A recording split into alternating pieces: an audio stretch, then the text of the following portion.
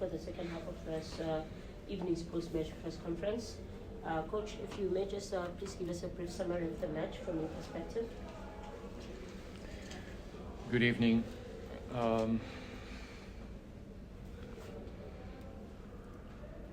Strange beginning of the game. We start defending not the way that we wanted, and that allowed Royal AM to also be more comfortable than what we want the opponents to feel here in Orlando when they are on the ball. Let's put it in this way. But little by little, we start to also create some problems and asking questions in our build-up. We managed to get a beautiful lead, 3-0 after, I don't know, you can correct me, 30 something, which is not frequent in football. But again, the way we were defending in the first half was not really nice, or like I said, they were a bit too comfortable on the ball, and due to that they managed to score the 3-1 before the halftime. Second half, the beginning was a bit uncertain to see what the opponent is going to do when you are losing one game 3-1. It takes time in the beginning for us to get the position on the field, even though we have, I think, one good chance at least from Rile, and if I'm not mistaken, one more at least. And the same story that, like I said many times, it's a football game that we all here, we were around enough time to understand that if you don't kill the games when you have the opportunity, and we had a lot of opportunities to do it, you can be punished easy, and we were punished.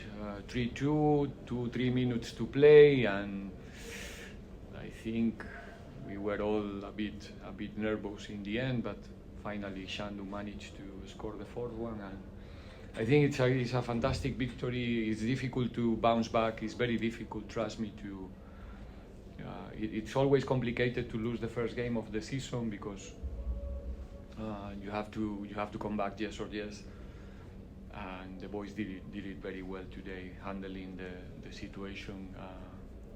With even though we have youngsters on the field, they were very mature and happy. I told them already, very happy with the two performances, not only today. Overall, I think we can be happy about our performance in the last 4 days, and now looking forward for the next one. As per now, show of hands, if you have any questions for the coach. If you haven't had an opportunity to ask yet, please your name and the media company you represent prior to asking a question. Coach, congratulations on the victory, first and foremost. Thank you. I'm from Soccer Laduma. I just wanted to ask, I noticed while I was watching the game, there was a lot of interchanging between Masangwai, Ratomo and Saleng in terms of their positioning. Was that intentional?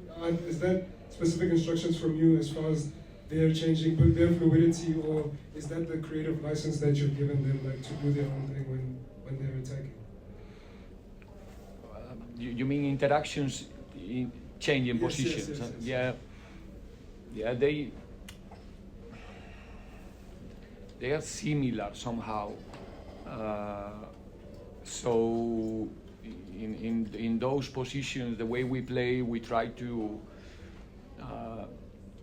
make sure that the opponent is not comfortable, that there's a permanent change for them when they have to mark. It's not the same to deal with Salem than deal with Patrick. They have different details that makes the way to defend a bit different. Relay is different as well, different foot. So there's organized freedom, let's say, for them. And also depending on the opponent as well. We try to occupy the spaces according with the spaces that the opponent is allowing us to go. Sometimes we need Mako more low because they were pressing with two, so really must keep a position, keep the field more open for us. If it's not really them is Patrick, we don't mind. As long as they are disciplined, until the problem with the change of positions is the moment where you lose the ball. And they are doing very well in the moment that we lose the ball. That they are disciplined, they used to follow the role until the end. It's something that we were doing since the beginning in the last season, and little by little it's getting better. It's the first time they play together in the start 11, so there's also moments that you can see that it's the first time. But they are very talented guys, football players. They are all really football players, real football players, and it's easy with them. Next 3 questions, starting with Dalman. 1, 2, 3, noted. Coach Delmain from Soccer Duma. When you had started your tenure at Pirates last season, there was a period, I think, of 5 games where there were complaints about goals not being scored. And now, from your preseason, minus the Steelers game, we see that Pirates are finding the back of the net with regularity. Goals are coming from everywhere, but today also we saw striker and Zakele Basa scoring twice. Is that satisfying for you as a coach, the fact that you're now managing to open teams and also finish those shots because you guys create so many chances? It was always just a matter of finishing it. Yeah, the most difficult thing in this game is to put the ball in the net. That's why, the clubs paid a lot of money for the ones who have the capacity. They are the players who have the better salaries around the world. I guess, because I don't know that here is not an exception. So it's difficult, and we need to. You see, I think there's a shot on target from our opponent, and they score. So this is a very, very complicated game. Sometimes without shooting you can win the game. It's a game that even if you don't go to the half of the opponent during the whole game, the 90 minutes, you can win the game. Imagine. It's difficult, but it can happen. So we try, we know, and today I think that we can all agree that it's a game that we should finish with more goals, with more advantage in the final score, but it's what it is. We need to keep going, insist in the things that we are doing, and try to be our intention is always to be offensive. It doesn't matter if we are leading 1-0, 2-0, 3-0. We want to go more. We want to play football. Sometimes it's possible, sometimes not, because there's an opponent as well, and we are not, perfect. But yeah, today we scored 4. But if in the next game, hopefully not. But if we don't, then you're gonna again ask me about the other side of the question, which is, are you, worried about the missing opportunities? It's part of the game. We have to support the guys. They are all, let's say, young guys playing for a big club. They want to do it well, and like I said, it's not that easy. Sometimes it's the last bound. It maybe changes a bit the direction of the ball, and it looks easy from the stands, but it's not that easy. But yeah, I'm happy with the look. We don't coach them looking for mistakes. We try to coach them and reward them about their intentions on the field. And the intentions today were super good. Then the execution in the end, like I said, can be difficult because the pressure, because the opponent is close, because it bounces in the wrong direction, because there's a hole, many reasons, That's why it's so difficult to put the ball in the net. But overall, I'm happy, like I said, with the intentions. Hopefully, they would like to finish today 8-0. They are the first ones that want to capitalize, But it's not easy. It's not easy. But we scored 4. Come on, how many we have to. It's not that bad. Coach, last season at home you lost 3 games, but only 2 here. Chipper, I think, right at the beginning of the campaign, and of course Sundowns. Do you feel that this stadium is becoming a bit of a, what's the word you call these, fortress for you? Because you still don't have more than 50% capacity here, and the noise is good, but do you feel it's intimidating enough for opponents that it is, people are scared to come and play at Orlando Stadium? Good question, eh? Always. Honest. Not well. Yeah, we lost 2 games that actually we should have never lost. They were the 2 that you mentioned, but anyway. Well, as a foreigner, let's say, I've been here around enough now, but in the beginning it was a bit surprise for me also that why not more, you know, we have space for more. I said already after the game that they are pushing us all the way most of the time, but still there's a space for more. I really would like to see the stadium more frequent, sold out. It doesn't matter.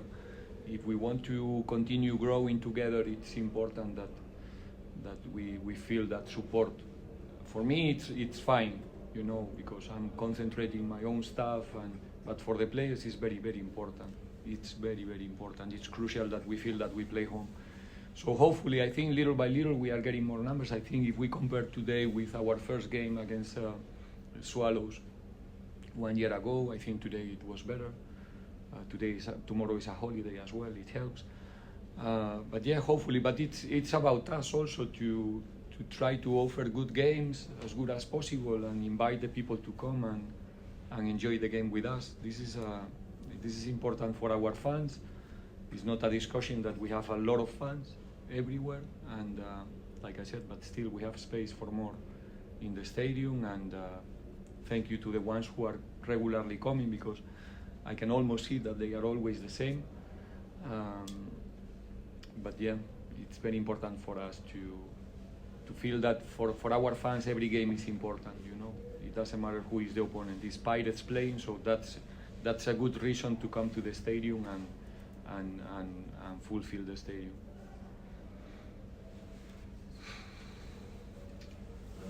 Coach, Sergio from Arena.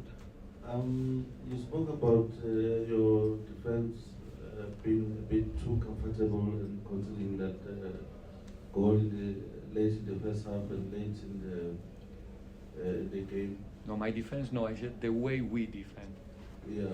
Okay. Yeah, the way you defend. Because if you say defense, then everybody will feel or think that I'm talking about the center backs. I said the way we defend in the first half. So yeah, the whole team, the way they defend. So how do you make sure that they cut out all those things to have a better... Working every morning, insisting, correcting, rewarding, you know, there's no secrets. We have to continue working, and sometimes, like I said, is the opponent. The opponent is a good team, good food, technical players. They come into Orlando, they want to play a good game. Just 1 month ago, they managed to equalize here 1-1, and we were in a fantastic moment at that time. So it's not that easy. Sometimes you want to press high, but the opponent find the player free, find the space free. You are 1 second late, and suddenly you are running back 60 meters, and then you go again, and a little bit of fatigue. So I'm not critic here. I just say that we couldn't manage, probably because I couldn't help them better. It's not only their fault. When I said we, it's because we didn't defend the way we wanted. Tomorrow is going to be a headline somewhere. In a game that we won 4-2, so don't go there. It's not an issue. It's just actually, like I said, because of that, we managed to play beautiful transitions in the first half, and one of them was a goal. So it was not that bad in the end. We can manage. We were a team that the last season we defend lower in the beginning. If you remember, when we were playing 3-4-3, we were characterized for be a team that get the lead and then manage to defend the lead very well, right? So it's not a problem for us if we have to spend sometimes time defending in low block and play transitions with Seix, with Salem, with Patrick, with Ridley, with this type of players up front. It's going to be also good for us. But like I said, was not our intention in the beginning to defend low, let's be honest, but I think Royal AM did it well in the build-up as well. Final 3 questions, starting with Tepek. Thank you. Coach, can you just take us through your subs? Maybe especially the first 2 with Shandu and Monyane there, and Makaula and Monare. Especially with Shandu and Monyane, did you want more defensively or want more offensively, since Monyane also had those chances in the first half? I think both, what we were looking for is different things. I don't have to even talk too much about it, but Tabiso played 90 minutes 3 days ago. We have fantastic replacements in every position. Right fullback is not an exception. So we need to integrate everybody, give opportunities for everybody. The ones who are in the list, they are all working very well. Many of the ones who are also available for selection and were not in the list, they are working very well. So it's a headache for me every time. And yeah, we try to make sure that, you know, we don't suffer in the end. It didn't work so well, as you could see, that they managed to score 1 goal, not because of these subs, but yeah, it was 1 sub. And the same with Taban. Last game, like I said, 3 days ago, Taban played 80 minutes in Stellenbosch. We have 1 day to prepare the game. Today again 60 something. We have to, yeah, it's management. There's nothing wrong with any of the subs.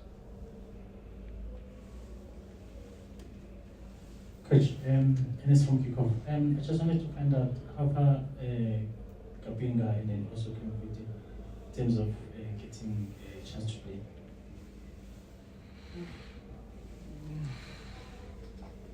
They're getting close.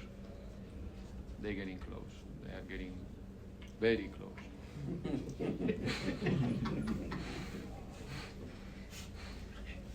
Final question.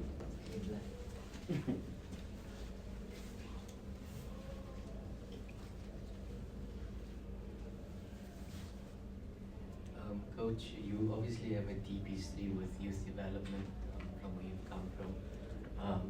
And besides Ratomo, he's a teenager, but many of your players, when Salem came in, when Patrick comes in, they have less than 50 games in professional football when they started with you.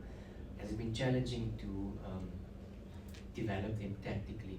Because obviously on a technical level they're very good, but tactically, has it been challenging to develop them? In general, is a challenge. The tactical part of the process, it is, because, and especially with the youngsters, obviously they are coming with how can I say this in English, like habits, not good, not bad, just habits. If a youngster like really make it to play for Pirates, means that he's coming from one environment and maybe 1 or 2 seasons where he was really superior. He was showing superiority almost in every game with 16, 17 years old. And that's the difficult step for them usually when they arrive in the professional football in a league where nothing, you know, is gonna be for free. To understand the different moments of the game, to understand that be on the ball is not enough, that you need to contribute also when you are not on the ball, that the tempo is higher, that if in development you have 2 seconds to make a decision, in this league you have 1. If you go to the next step, you're going to have half second, and so and so and so. But I think at the same time, it's also is a nice part of the process to see the player's evolution in that sense. And in the end, look, the player, it doesn't matter position, where is he coming from, how. If the player feels that you can help him, it's easy. If the player feels that you are not helping him so much, then it is when it becomes difficult. All the players, they are smart, you know, at least on the football. No, No, I'm even myself. I can be a good coach, but maybe I'm a disaster in maths or something like that. You understand what I mean? I'm not saying that they are not. Actually, I am.